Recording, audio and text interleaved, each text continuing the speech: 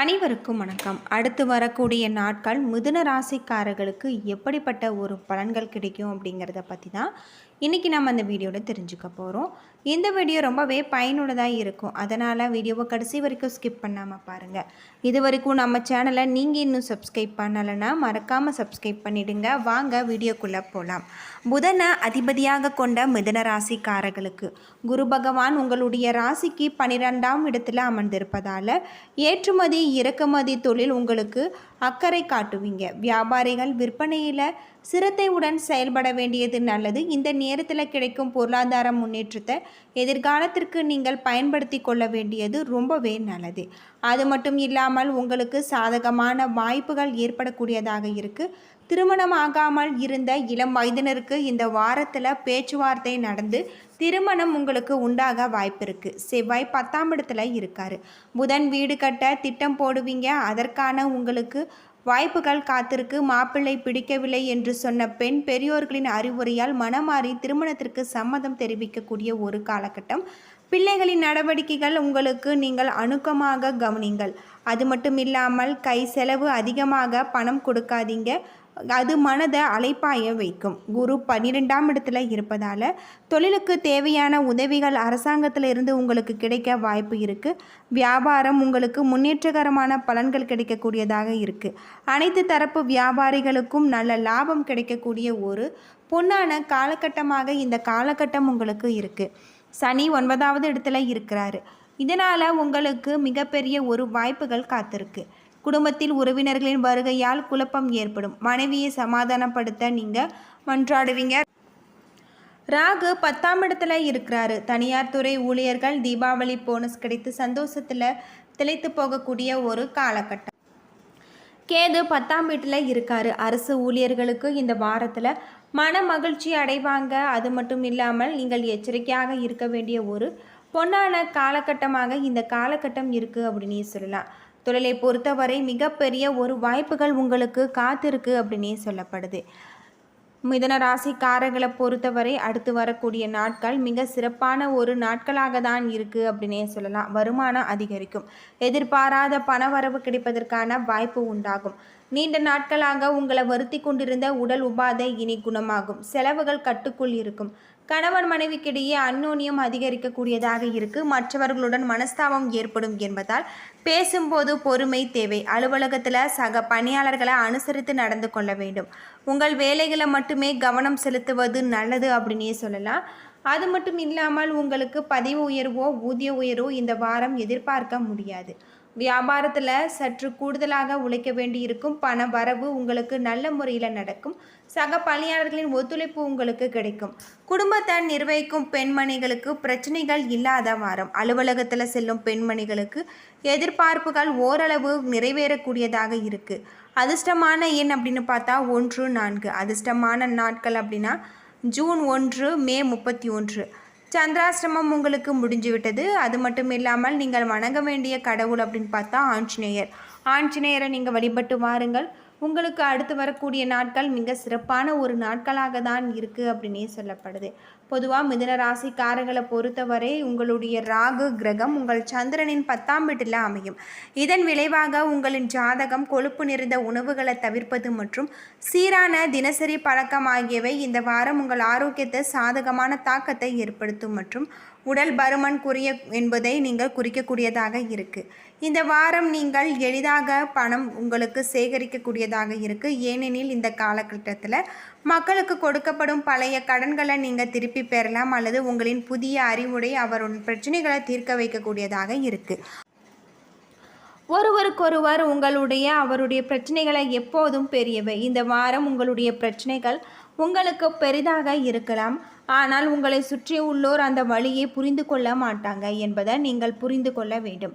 இத்தகைய சூழ்நிலைகளில் அவர்களிடமிருந்து அதிகம் எதிர்பார்ப்பது உங்களை காயப்படுத்தலாம். எனவே இந்த வாரம் மற்றவர்களிடம் அதிகம் எதிர்பார்ப்பதை நீங்கள் தவிர்க்க வேண்டும். இந்த வாரம் வேலையில் உங்களுக்கு சிறப்பாக செய்வதாக தோன்றும். இத்தகைய சூழ்நிலைகள் இந்த நேரத்தில் நீங்கள் முன்வந்து உங்கள் வெற்றிக்கு பின்னால் கடின உழைப்பை கொண்டிருக்கும். சிறிய மக்கள் மற்றும் தொழிலாளர்களுக்கு உங்கள் ஆசீர்வாதங்களை வழங்க வேண்டும். ஏனெனில் இந்த வாரத்தில் நேர்மையான ஊக்கத்தொகை பெற அவர்களுக்கும் உங்களுக்கும் உதவக்கூடியதாக இருக்குது. ஒரு மாணவனுக்கு கல்வி எவ்வளவோ முக்கியமோ அதே போல் நல்ல உடலுக்கு தூக்கமும் முக்கியம். ஆனால் அதிக தூக்கம் இந்த வாரம் பல மாணவர்கள் ஆரோக்கியத்திற்கு தீங்கு விளைவிக்கக்கூடியதாக இருக்குது. இதனை நீங்கள் ஆரம்பத்திலிருந்தே மனதில் கொள்ளுங்கள். தினமும் விஷ்ணு சமஸ்காரம் நீங்கள் பாட செய்வது உங்களுக்கு இருக்கக்கூடிய பிரச்சனைகளுக்கு தீர்வு கிடைக்கக்கூடிய ஒரு காலகட்டமாக தான் இருக்குது அப்படின்னு சொல்லலாம். பொதுவாக மிதுன ராசியில் பிறந்தவர்கள் எப்பொழுதும் எதையேனும் சிந்தித்து கொண்டே இருப்பாங்க. அந்த சிந்தனையை செயல்படுத்த வேண்டும் என்று நினைப்பாங்க. ஆழ்ந்த சிந்தனை உடையவர்கள் என்பதால் மற்றவர்களுக்கு அறிவுரை கூறுபவர்களாக இருப்பாங்க. சூழ்நிலைக்கு தகுந்தாற்போல் தங்களுடைய குணத்தை மாற்றிக்கொள்வாங்க. இவர்களுடன் நெருங்கி பழகுவர்களுக்கு மட்டுமே இவர்களை பற்றி புரிந்து கொள்ள முடியும். அதே சமயத்தில் எளிதில் மறக்க முடியாதவர்களாகவும் இருப்பாங்க. யாருக்கும் அடிப்படையாத தன்மை இவர்களிடம் காணப்படும். எந்த ஒரு பிரச்சனையாக இருந்தாலும் அந்த பிரச்சனையிலிருந்து துல்லியமாக செயல்பட்டு அந்த பிரச்சனைக்கு நீதி வழங்கக்கூடியவர்கள். குறிப்பாக மிதுன ராசியில் பிறந்தவர்கள் பம்பரம் போல் சுழன்று வேலை செய்பவர்களாக இருப்பாங்க. எப்பொழுதும் சோம்பேறித்தனமாக இருக்க மாட்டாங்க. இருப்பினும் சில சனிப்பயிற்சி நடைபெறும் பொழுது சோம்பலாக காணக்கூடியவர்களாக இவர்கள் இருப்பாங்க. யாருக்கும் அடிபணியாத தன்மை கொண்டவர்கள். மிதுன ராசியில் பிறந்தவர்கள் யாருடைய தயவும் இல்லாமல் தனிமையாக வாழ நினைப்பவர்கள். குறிப்பாக யாரிடமும் உதவி என்று கேட்க நிற்க மாட்டாங்க. ஆனால் தங்களிடம் யாராவது உதவி என்று கேட்டு வந்தார் என்றால் எந்த வேலையாக இருந்தாலும் சரி அதனை விட்டுவிட்டு அவர்களுக்கு உதவி செய்துவிட்டு தான் அடுத்த வேலையை செய்பவர்களாக திகழ்வாங்க. இவர்களை நம்பி ஒரு காரியத்தை ஒப்படைத்தால் அதை கண்ணும் கருத்துடனும் பொறுப்பாக செய்து முடிக்கக்கூடியவர்கள். இவர்கள் அதிக ஞாபக சிந்தனை உடையவர்கள் என்பதால் இவர்களுக்கு ஏதாவது ஒன்றை சொன்னால் அல்லது கேட்டால் அதனை உடனே புரிந்து கொள்ளும் ஆற்றல் உடையவர்களாக திகழ்வாங்க அப்படின்னு சொல்லப்படுது. எந்த விஷயமாக இருந்தாலும் அவற்றின் நிதானமாக இருப்பாங்க. எப்பொழுதும் விழிப்புணர்வுடன் கவனத்துடன் எச்சரிக்கையுடன் இருக்கக்கூடியவர்கள். அது மட்டும் இல்லாமல் இவர்கள் விரும்பியதை அடையக்கூடியவர்களாக இருப்பாங்க அப்படின்னு சொல்லப்படுது. அது மட்டும் இல்லாமல் இந்த ராசிக்காரர்கள் மற்றவரிடம் எளிதில் நட்பு வைத்து கொள்ள முடியுமோ அவ்வளவு எளிதில் நட்பு வைத்து கொண்டால் பிரியவும் தயங்க மாட்டாங்க. இவர்களுக்கு 10ஆம் அதிபதி குரு பகவான் என்பதால் இவர்கள் ஒரே இடத்தில் பணிபுரிவது என்பது மிகவும் கடினம். கலை சார்ந்த துறையில் மிகவும் சிறந்து விளங்கக்கூடியவர்கள். கலை சம்பந்தப்பட்ட துறைகளில் அதிக நாட்டம் கொண்டவர்கள். இந்த ராசிக்காரர்கள் அழுத்தமான மனம் படைத்தவர்கள் என்பதால் யாரிடமும் இவர்களுடன் ரகசியங்களை பகிர்ந்து கொள்ள மாட்டாங்க. நல்லவர்களிடம் நல்லவர்களாகவும் கோபப்படுவரிடம் கோபப்படுவராகவும் இருக்கக்கூடியவர்களாக இவர்கள் இருப்பாங்க. அலுவலகம் மற்றும் அரசியலில் அறவே விரும்பாத நீங்கள் பதவிக்கு ஆசைப்பட்டு மற்றவர்களிடம் சண்டை போட மாட்டுவீங்க. அது மட்டும் இல்லாமல் தொழிலை பொறுத்தவரை நீங்கள் தொழில் துவங்கி அதிக ஆர்வம் காட்டுவீங்க. அதே போல் தங்கள் தனியாக வேலை செய்ய முடியுமோ அங்கு தங்கள் விரும்பியதை விரும்பப்படி செய்து முடிக்கக்கூடியவர்கள் அப்படின்னே சொல்லலாம். இந்த ராசிக்காரர்களின் தலைவிதியை கூட உங்களின் ஆயுள் காலத்தை வைத்து தீர்மானிப்பது தான் அப்படின்னே சொல்லப்படுது. அது மட்டும் இல்லாமல் அப்படி நீங்கள் நீண்ட நாள் வாழ வேண்டும் என்று ஆசைப்பட்டால் நுரையீரல் அதிகம் கவனம் செலுத்த வேண்டியது ரொம்பவே நல்லது.